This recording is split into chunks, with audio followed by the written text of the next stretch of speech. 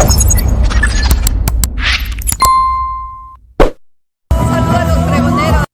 saludo para los pregoneros, con todo mi corazón.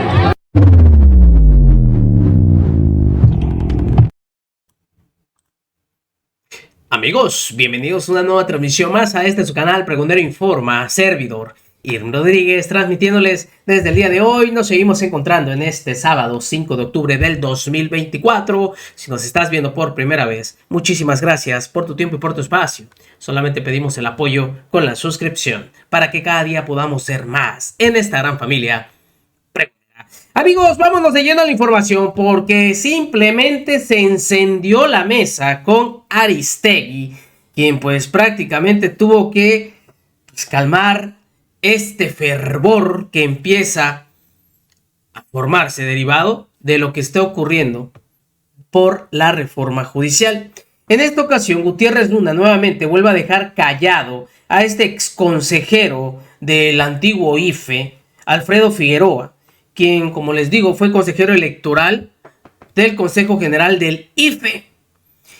Y Sergio Gutiérrez Luna, quien es sigue siendo representante de Morena ante el Consejo General del INE, tuvieron este intercambio de ideas, este debate, en donde se planteó qué es lo que va a ocurrir con esta reforma al Poder Judicial, después de lo que ya hizo ahorita el Poder Judicial, la Suprema Corte, mejor dicho, por parte de estos 8 ministros que han dicho que van a revisar ahora sí que por forma y fondo esta reforma, algo que es totalmente fuera de lugar después de que ya vimos que ha sido promulgada, está en el diario oficial de la Federación desde el 15 de septiembre, pero siguen duro y dale con estas patadas de ahogado.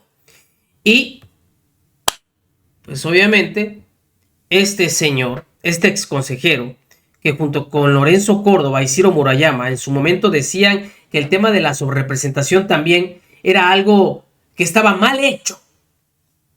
No, bueno, qué cinismo, después de que ellos vieron cómo se avalaran las mismas reglas durante mucho tiempo. Pero claro, como ahora le correspondía a Morena, ya estaba mal. No debería ser así. Debería reformarse. No, bueno, son unos cínicos. Así fue el agarrón. Vean ustedes. Se nos acaba el tiempo.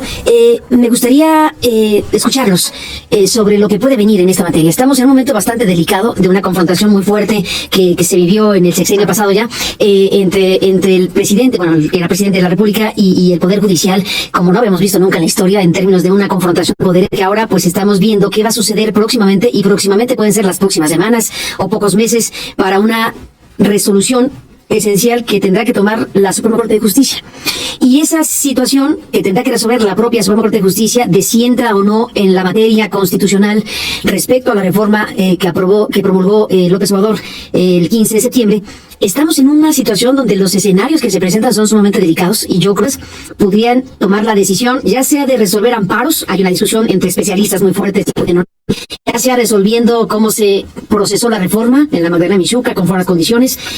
Hay escenarios diversos y una interrogante abierta de si la Corte dará o no el paso en mayoría para que esta reforma constitucional sea lo que pueda hacer.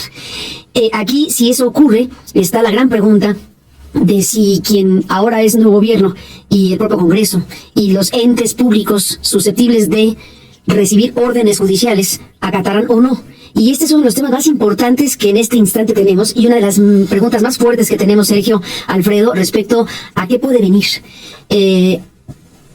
Podemos discutir todo lo que ha sucedido ya, los desacatos en la Cámara de Diputados, en la Cámara de Senadores, el presidente de la República, el Diario Oficial de la Federación, todas las suspensiones que se han emitido por parte de entes judiciales. Podemos estar a favor o en contra, esa no es discusión ahorita, sino que se emitieron suspensiones que no se cumplieron. Y ahora tenemos al máximo Tribunal de Justicia que está por resolver esto.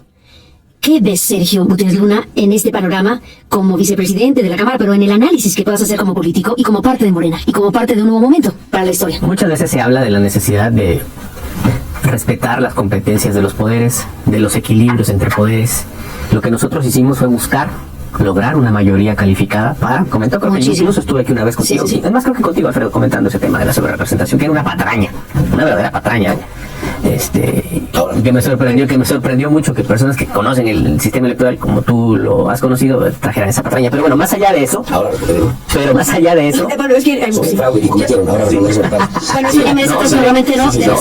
de verdad que fue una gran irresponsabilidad de personas, te digo así directo, Alfredo, como tú, como Lorenzo Córdoba, como Ciro Murayama, que saben cómo funciona el sistema electoral, que sostuvieran esa patraña con una intencionalidad política. Pero está bien, ahí la dejo. Tuvimos la mayoría calificada, reformamos la Constitución. Queremos en algunos jueces, no la Suprema Corte hasta el momento, y creo que la Suprema Corte tendrá prudencia, que en algunos jueces, no solo una arbitrariedad jurídicamente en lo que están resolviendo, que se puede combatir, sino también una ausencia de pudor para defender, para evidenciar que están defendiendo su statu quo y sus privilegios.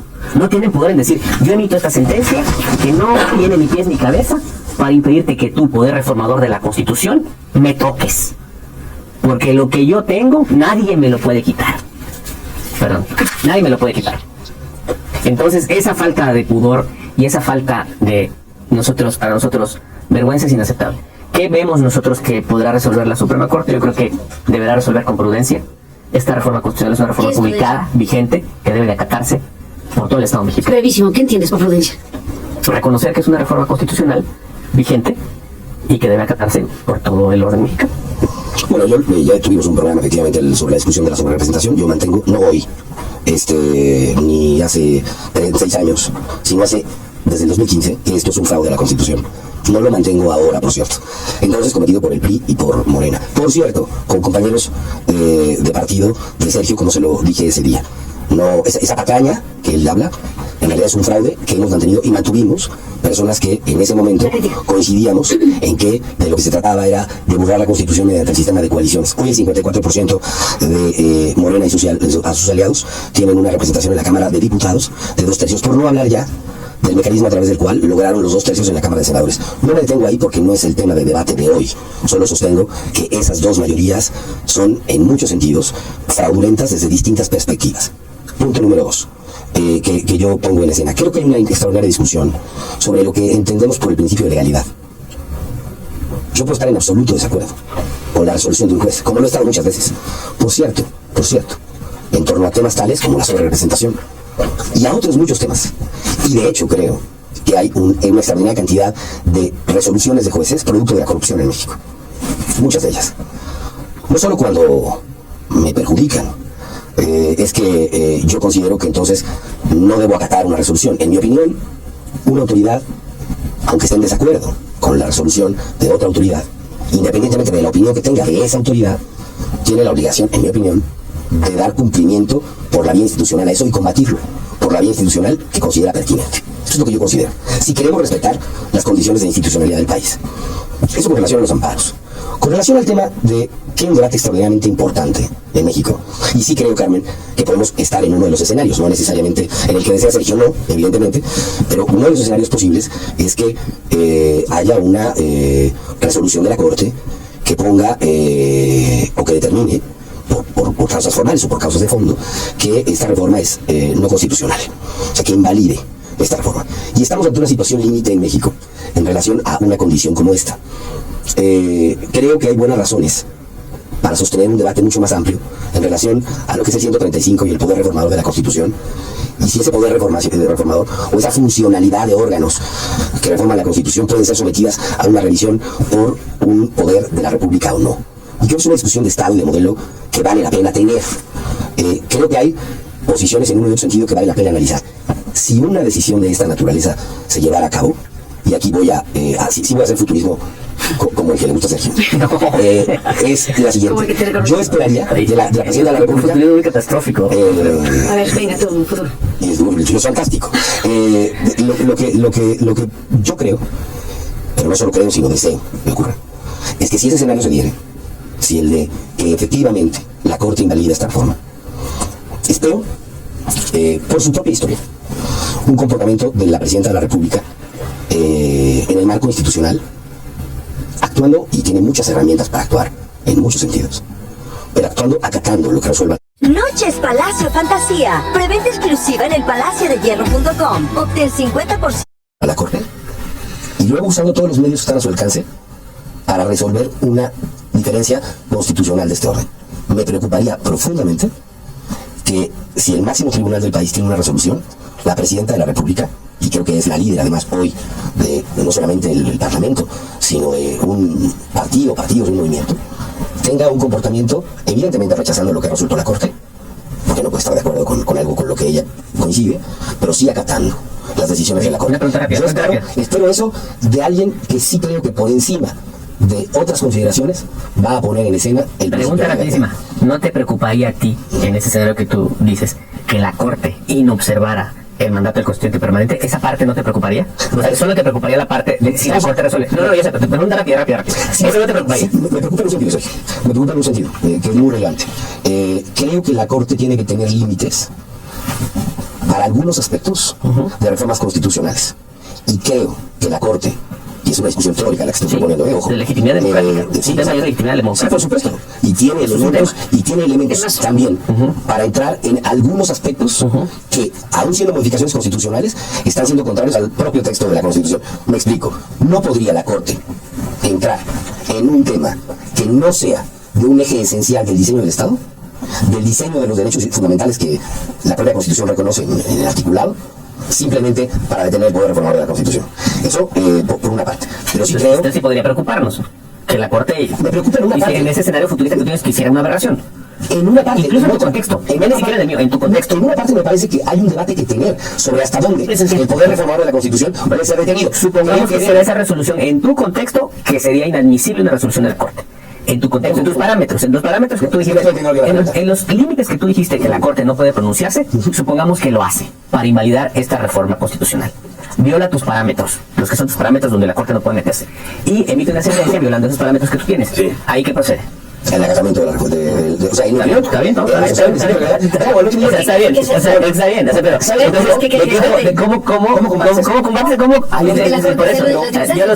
lo sé, pero estamos aquí en un debate político y de legitimación democrática, vamos a lo jurídico, entonces ya no debatamos nada. La Corte en una palabra puede decir, no sirve, se acabó, fin. Entonces, como tenemos una fe ciega en que vamos a acabar lo que dice la Corte, no. Aquí está el punto. Ponlo el punto, aquí está el tema. Tú dices, aquí está la respuesta que Sergio está dando. A ver, tú dices, tenemos que tener, que respetar que la Corte tiene la máxima palabra, la Corte emite una sentencia que dice, esa reforma no sirve, punto. ¿Se acata o no se acata?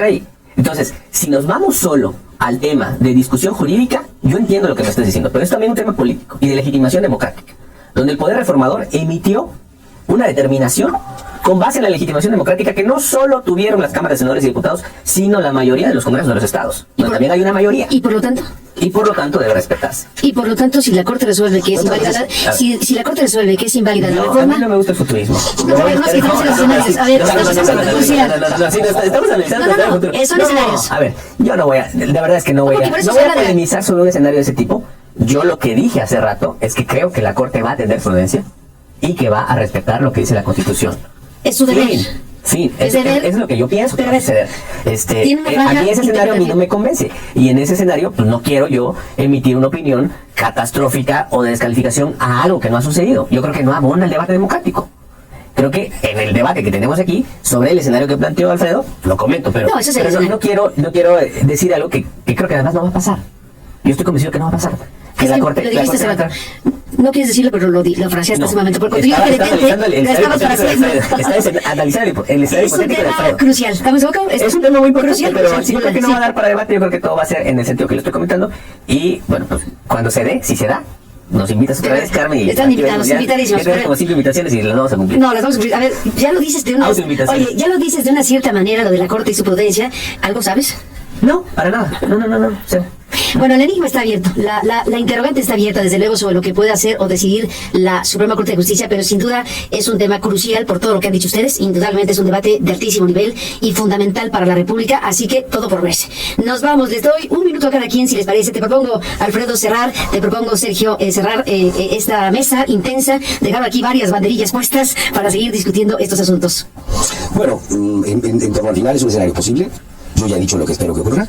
Si ese escenario se diera, entiendo muy bien, además que el caso de Sergio es el de alguien que tiene una responsabilidad pública. Sí, además, muy relevante en la Cámara. Eso es lo primero. Lo segundo que debo decir es, estamos al primer día de mandato de Claudia Sheinbaum. Yo hasta ahora advierto, digamos, ciertamente continuidad en el proyecto que ella ha expresado. Vamos a ver en qué signos, en qué elementos aparecen modificaciones de esto que han llamado el segundo piso de la transformación, ¿no? Como he dicho y reitero aquí, yo espero que si ese proceso es venturoso para la justicia y la democracia de mi país, sea un proceso exitoso, y si no lo es, o si el camino que se busca es otro, espero que sea absolutamente un fracaso. Eso lo dejo dicho, Carmen. Sergio Gutiérrez Luna, ¿cómo serás? Gracias. Yo creo que el escenario no será tan catastrófico, o no será catastrófico no será catastrófico como lo pinta Alfredo. Creo que la ruta, la formación, la personalidad de la presidenta Claudia Sheinbaum nos incita a pensar positivamente. Lo que ella ya ha señalado como el catálogo de acciones que se emprenderán, creo que nos lleva a un buen rumbo. Vamos evaluando poco a poco. Yo creo que ahí está dicho lo que ella piensa del país, las acciones que va a tomar en concreto en todos los rubros de la administración pública y de la vida pública y de la vida en general de las y los mexicanos, y vayamos analizándolo.